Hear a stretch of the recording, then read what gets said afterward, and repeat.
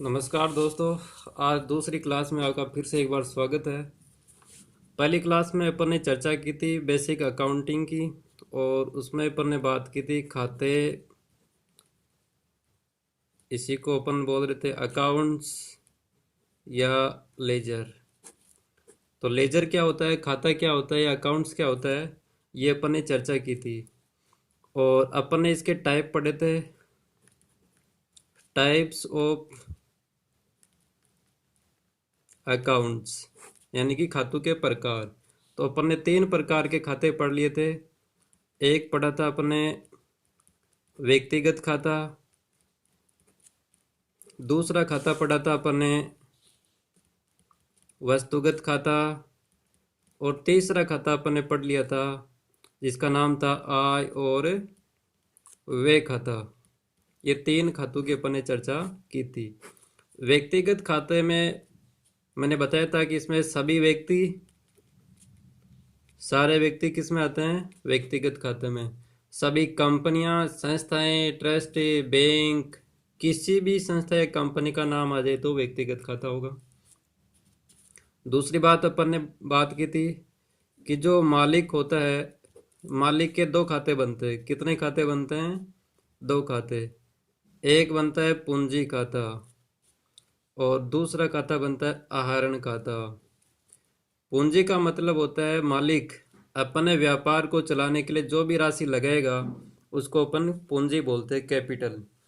तो बिजनेस को चालू करने के लिए मालिक द्वारा लगाई गई राशि कैपिटल कहलाती है, और मालिक अपने पर्सनल यूज के लिए जो राशि निकालेगा उसको अपन बोलेंगे आहरण, ड्रॉइंग, विदड्रॉ।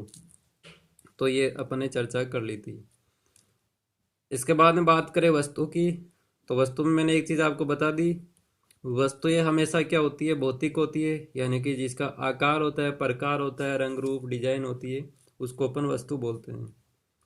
बिजनेस में बहुत सारी वस्तुओं की अपन ने चर्चा कर ली थी। फर्नीचर है, कंप्यूटर है, एसी है, बिल्डिंग है, लैंड है, और भी तमाम प्रकार की वस्तुओं की अपन ने चर्चा कर ली थी, और आगे अपन चर्चा करते रहेंगे। एक चीज़ इसमें जो ध्यान रखना है, वो ध्यान रखना है रोकड़, कैश। कैश एक वस्तु होती है, ये आपको ध्यान रखना है। इसके बाद में बात कर रहे थे आय और व्यय की। तो आय की अपन ने चर्चा कर ली थी। किसी भी स्रोत से पैसे आ रहे हैं, रुपए आ रहे हैं, तो इनकम कहलाएगी। पैसे कहीं से भी आ सकते हैं, जैसे प्राप्त ब्याज, कमीशन, बोनस, रेंट। जिस स्रोत से पैसे आ रहे हैं वो इनकम, और जिस स्रोत पे पैसे खर्च हो रहे हैं, जहाँ पर पैसे खर्च हो रहे हैं, वो वे खर्चा, नुकसान, घाटे, वो सारे इसी में आएंगे। किसी को ब्याज देंगे तो अपने लिए खर्चा है, कमीशन देंगे, बोनस देंगे, गाड़ी भाड़ा देंगे, मजदूरी देंगे, सैलरी देंगे, किसी संपत्ति की रिपेयरिंग करवाएंगे, तो वो सब खर्चे में इंक्लूड होगा। ये अपन ने चर्चा कर ली थी। इसके बाद में अपन ने चर्चा कर की थी खातों के नियम। खातों के नियम, लॉ ऑफ अकाउंट्स। तो इसमें बात की थी सबसे पहले व्यक्तिगत खाते में। व्यक्तिगत खाते की बात करें तो इसमें 2 पार्टियां अपन ने पढ़ी थी, एक पाने वाला और एक देने वाला। नियम पढ़े तो बस 2 चीज आपको ध्यान रखनी है, एक होता है डेबिट और एक होता है क्रेडिट, सीआर। किसको डेबिट करना, किसको क्रेडिट करना, ये होता है नियम। तो पाने वाला व्यक्ति हमेशा डेबिट होता है और देने वाला व्यक्ति हमेशा क्रेडिट होता है। वस्तुगत खाते की बात करें तो वस्तु या तो बिजनेस में आएगी और या वस्तु बिजनेस से जाएगी। जो वस्तु बिजनेस में आएगी दोस्तों ध्यान रखना, वो होगी डेबिट, और जो वस्तु बिजनेस से जाएगी वो होगी क्रेडिट। बस ये नियम ध्यान रखना। आते नाम जाते जमा। कोई भी चीज बिजनेस में आ गई डेबिट कर दो, कोई भी चीज बिजनेस से चली जाए क्रेडिट कर देना। इसके बाद में अपन ने बात कर रहे थे आय और व्यय की। इनकम हमेशा होती है क्रेडिट, जमा। तो ये चीज आपको ध्यान रखना। खर्चे की बात करें तो खर्चे हमेशा होते हैं डेबिट। क्या होते हैं दोस्तों? डेबिट। डेबिट मतलब नाम। तो ये चीज आपको ध्यान रखनी है, सारे खर्चे घाटे नुकसान सब डेबिट, इनकम फायदा लाभ क्रेडिट। कोई वस्तु आ जाए तो डेबिट, कोई वस्तु चली जाए क्रेडिट। इसी के आगे अपन एंट्रियां करते हैं। प्रारूप मैंने पहली क्लास में आपको बता ही दिया था, प्रारूप वही चलेगा, मैं बार बार प्रारूप नहीं बनाऊंगा, सीधा अपन एंट्री पे आते हैं। कोई भी एंट्रियां लेते हैं, जैसे सबसे पहले बात करें कि मालिक ने 5 लाख रुपए लगाकर व्यापार शुरू किया। हर एंट्री बनाते जाते हैं अलग अलग। तो सबसे पहले देखो, कोई भी लेन देन आ जाए, कोई भी ट्रांजैक्शन आ जाए, तो उसमें दो खाते प्रभावित होते हैं। कितने खाते? दो खाते, जिसमें एक खाता डेबिट होगा तो दूसरा खाता होगा क्रेडिट। ये फिक्स नियम है दोस्तों, ध्यान रखना। एक खाता डेबिट हो रहा है, दूसरा खाता क्रेडिट होगा, ये फिक्स नियम है। अगर किसी एंट्री में दो खाते नहीं है तो वो एंट्री नहीं मानी जाएगी, जर्नल एंट्री नहीं मानी जाएगी। जर्नल एंट्री में दो खाते कंपलसरी होना ही चाहिए, ज़्यादा तो कितने भी हो सकते हैं, लेकिन मिनिमम दो खाते। एक खाता डेबिट, दूसरा खाता क्रेडिट। अब देखो इसकी क्या एंट्री बनेगी। तो सबसे पहले ट्रांजैक्शन को पढ़कर हमें देखना है कि इसमें दो खाते कौन कौन से प्रभावित हो रहे हैं। जब भी आप एंट्री करो तो आप अपने आप को एक अकाउंटेड समझ लेना। क्या समझोगे? अकाउंटेड। आप एक अकाउंटेड होने के नाते आप कहाँ कहाँ पर प्रविष्टियाँ लिखोगे। तो दोस्तों, आप सबसे पहले केस में लिखोगे कि नहीं लिखोगे? नहीं तो आपको पता कैसे चलेगा मालिक ने कितने रुपए दिए बिजनेस को? ठीक है, तो मालिक ने 5 लाख रुपए दिए, तो आप केस में लिखो, आपके पास केस आ गया 5 लाख रुपए। तो केस में लिखोगे तो एक खाता तो हो गया केस। दूसरा खाता कौन सा बनाओगे? तो मालिक का खाता आपको बनाना पड़ेगा। नहीं तो आपको पता कैसे चलेगा कि ये केस किसने दिया? तो मालिक का खाता भी बनाना पड़ेगा। तो दोनों खातों की पहचान आपने कर ली।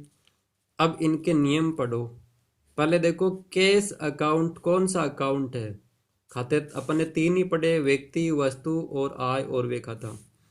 तो केस क्या व्यक्ति है कि? व्यक्ति नहीं हो सकता, क्योंकि व्यक्ति में पढ़ा था कि जिस पे थाने वाला केस होता है वो व्यक्तिगत खाते में जाएगा, इसमें पार्टी होनी चाहिए। केस कोई पार्टी नहीं है, केस पे कभी थाने में जाके केस नहीं कर सकते, इसलिए व्यक्ति हो नहीं सकता। वस्तु है कि? तो वस्तु का क्या नियम पढ़ा था अपन ने? वस्तु का नियम पढ़ा था कि उसका भौतिक स्वरूप होना चाहिए। तो केस का तो आकार प्रकार डिजाइन सब होती है। नोट को देखकर अपन पहचान कर लेते हैं कि कितने रुपए का नोट है, इसका मतलब ये वस्तु है। वस्तु का नियम क्या पढ़ा था? वस्तु का नियम पढ़ा था, जो वस्तु आएगी वो डेबिट, जो वस्तु जाएगी वो क्रेडिट। तो यहाँ पर केस आ रहा है, आ रहा है तो डेबिट होगा, क्योंकि वस्तु आ रही है। तो यहाँ पर एंट्री बनेगी केस अकाउंट डेबिट। और एक चीज डेबिट होगी तो दूसरी चीज क्रेडिट ही होगी। और क्रेडिट के लिए अपन ने पढ़ा था कि वहां पर टू का यूज होगा। दूसरा खाता कौन सा बच गया? मालिक का। तो मालिक के लिए अपन ने पढ़ा था कि मालिक के दो ही खाते बनते हैं, या तो बनता है कैपिटल अकाउंट और या बनता है ड्रॉइंग अकाउंट। कौन कौन से खाते बनते हैं? कैपिटल अकाउंट और ड्रॉइंग अकाउंट। अगर मालिक बिजनेस को चलाने के लिए रुपए लगाता है तो कौन सा अकाउंट बनेगा? Capital account. तो यहाँ पर देखो दोस्तों, मालिक पैसे लगा रहा है या निकाल रहा है? तो साफ बात है, पैसे लगा रहा है, 5 लाख रुपए से बिजनेस चालू कर रहा है। तो यहाँ पर अकाउंट बनेगा कैपिटल अकाउंट। तो यहाँ पर अपन लिख देंगे कैपिटल अकाउंट। और राशि है 5 लाख रुपए, तो यहाँ पर लिख देंगे 5 लाख रुपए। अब एक चीज आपको ध्यान रखनी है कि अगर यहाँ पर मालिक एक से दो हो जाए, दो तीन चार कितने भी हो जाए, कहने का मतलब मालिक दो या दो से ज्यादा हो जाए, तो फिर यहाँ पर कैपिटल से काम नहीं चलेगा। कैपिटल से जस्ट पहले सबके नाम लिखना पड़ेगा कि किसने कितनी पूंजी लगाई। अगर श्याम है तो श्याम्स कैपिटल अकाउंट पूरा लिखना पड़ेगा। मोहन है तो मोहन्स कैपिटल अकाउंट पूरा लिखना पड़ेगा। ये चीज आपको ध्यान रखनी है। यहाँ पर मालिक का नाम नहीं दिया हुआ, दूसरी बात, अभी यहाँ पर एक ही स्वामी है, तो नाम लिखने की कोई आवश्यकता नहीं है। जहाँ पर कैपिटल है समझ जाएंगे कि वो मालिक की बात हो रही है, क्योंकि यहाँ पर सिंगल पर्सन है। तो ये एंट्री बन गई। और एंट्री लेते हैं दोस्तों। जैसे मैं कोई भी एंट्री ले लेता हूँ।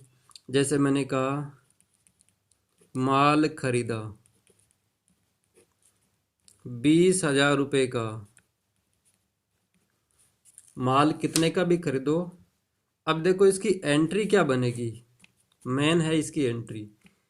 अगर आप माल खरीद रहे हो तो इसमें कितने खाते प्रभावित हो रहे हैं ये अपने को पहचान करनी पड़ेगी।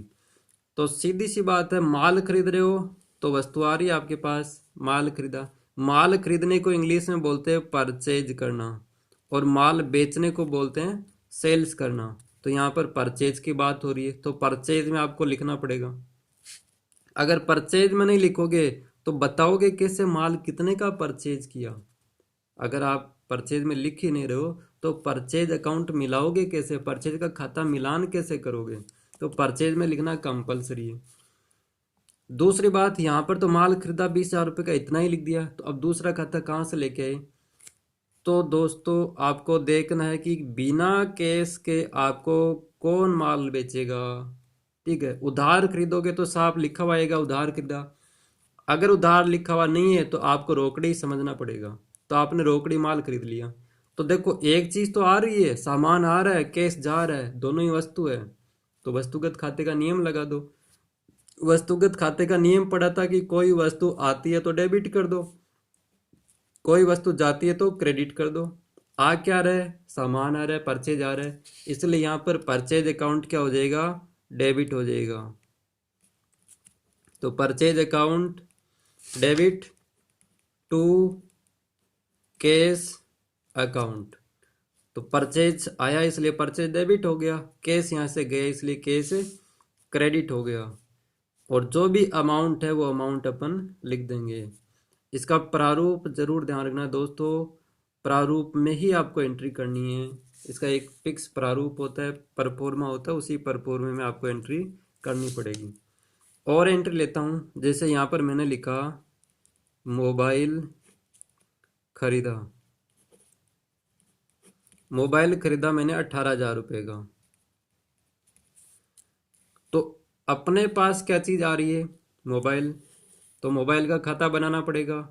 यहाँ से क्या चीज़ जा रही है, तो सीधी सी बात है, मोबाइल खरीदोगे यहाँ से जाएगा कैश, कैश जाएगा तो कैश में भी लिखना पड़ेगा, मोबाइल आ रहा है मोबाइल में भी लिखना पड़ेगा। दो खातों की अपन ने पहचान कर ली, बना दो एंट्री।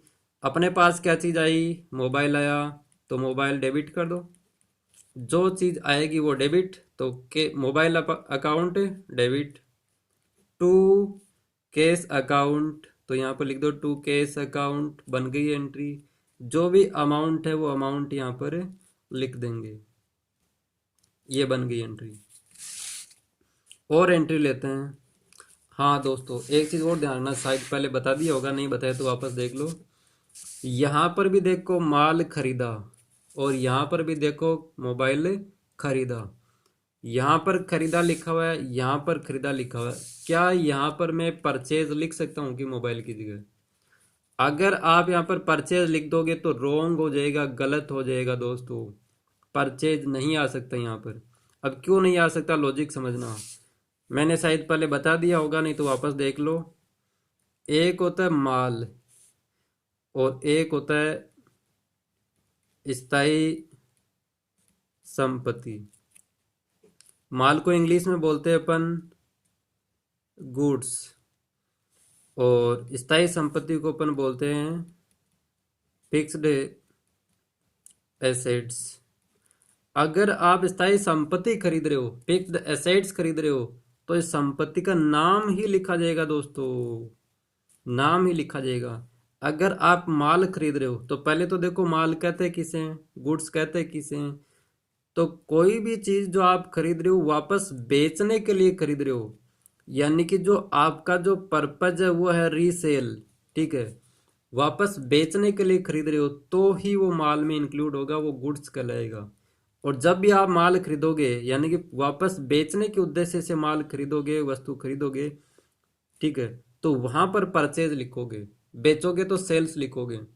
लेकिन आपका पर्पज वापस बेचना नहीं है, आप बिजनेस में काम लेने के लिए कोई वस्तु खरीद रहे हो, तो वो स्थायी संपत्ति कहलाएगी। स्थायी संपत्ति खरीदो या बेचो, स्थायी संपत्ति का नाम ही लिखा जाएगा। ये जो मोबाइल मैंने लिखा है, ये वापस बेचने के लिए नहीं खरीदा है, बिजनेस में काम लेने के लिए खरीदा है, इसलिए इसका नाम लिखा है मैंने। जबकि यहाँ पर लिखा माल खरीदा, ये वापस रीसेल के लिए, इसलिए मैंने यहाँ पर परचेज लिखा है। जैसे यहाँ पर मैं लिखूं माल बेचा 10,000 रुपये का, ठीक है, 10,000 रुपये का माल बेचा अपन ने, तो इसकी क्या एंट्री बनेगी? तो सबसे पहले तो कितने अकाउंट है, 2 अकाउंट, वो देखने पड़ेंगे। माल बेचने को इंग्लिश में क्या कहते हैं, अब ये भी बताया था, इसको बोलते हैं सेल्स। माल बेचना, सेल करना। माल बेचोगे आपके पास क्या चीज़ आएगी, या तो कैश आएगा, या चेक आएगा, या आप उधार बेचोगे, 3 ही कंडीशन हो सकती है। तो ये दोनों खातों की बात कर ली। उधार तो किसी पार्टी का नाम लिखा हुआ नहीं, इसलिए उधार तो आ ही नहीं सकता। चेक यहाँ पर कहीं लिखा हुआ नहीं है, अगर साफ लिखा हुआ जाए कि चेक से बेचा तो ही चेक लिखना है, बैंक लिखना है, नहीं तो केस ही समझना आपको। तो दोनों खातों की पहचान कर ली। अब देखो केस आ रहा है कि जा रहा है, केस आ रहा है, सीधी सी बात है, माल बेचोगे केस आएगा। और जो चीज़ आएगी, अभी अभी बताया था, जो चीज़ आएगी वो डेबिट होगी, तो केस को डेबिट कर दो। कोई भी चीज़ बिजनेस में आती है तो डेबिट होती है। और सेल्स में सामान जा रहा है, इसलिए सेल्स अकाउंट हमेशा क्या होगा, क्रेडिट होगा, सेल्स अकाउंट। और ये नियम मैंने पहले आपको बता भी दिया होगा कि परचेज अकाउंट और सेल्स अकाउंट कौन सा खाता होता है, वस्तुगत खाता होता है या आयव्यय खाता होता है। क्योंकि इसमें आधे लोग इस परचेज और सेल्स को वस्तु मानते हैं, और आधे लोग परचेज और सेल्स को आय और व्यय मानते हैं। तो खाता कोई सा भी मानो, वस्तु मानोगे तो भी आपकी एंट्री सही बन जाएगी, और आय और व्यय मानोगे तो भी आपकी एंट्री एकदम सही बन जाएगी। वस्तु मान के देखो, सेल्स में सामान जा रहा है, कहाँ रहा है, जा रहा है, जो जाएगा वो क्रेडिट होगा, तो आपकी एंट्री सही है। सेल्स आय व्यय खाते में लेके जाओ, बेचोगे तो सीधी सी बात है, पैसे आएंगे, इनकम होगी, इनकम हमेशा क्रेडिट होती है, इसलिए इसको मैंने क्रेडिट किया। मेन बात है कि जब अब फाइनल अकाउंट आप बनाओगे, तो आपको अकाउंट बनाना पड़ेगा, एक तो ट्रेडिंग अकाउंट। कौन सा अकाउंट? ट्रेडिंग अकाउंट, यानी कि व्यापार खाता। ट्रेडिंग अकाउंट में एक आता है P&L अकाउंट, ये दोनों खाते जॉइंट में बनते हैं। ट्रेडिंग अकाउंट से ग्रॉस प्रॉफिट और ग्रॉस लॉस का पता अपने को चलता है। कैसे चलता है आगे बताएंगे। प्रॉफिट एंड लॉस अकाउंट, ये दोनों खाते जुड़े हुए होते हैं। प्रॉफिट एंड लॉस अकाउंट से शुद्ध लाभ कितना हुआ सॉरी, और शुद्ध हानि कितनी हुई, इसका पता चलेगा। तो ये दोनों खाते, इस खाते में क्या क्या चीज़ें जाती है, तो इस खाते में चीज़ें जाती है सारे इनकम। क्या चीज़? सारी इनकम। और सारे खर्चे, एक्सपेंसेस। तो सारे खर्चे और सारी आय किस में जाएगी, लाभ हानि खाते में जाएगी, तभी तो लाभ का पता चलेगा कि लाभ कितना हुआ। तो परचेज और सेल्स अकाउंट दोस्तों ध्यान रखना, ट्रेडिंग अकाउंट का पार्ट होता है, और ट्रेडिंग अकाउंट का पार्ट है, इसका मतलब वो इनकम और एक्सपेंस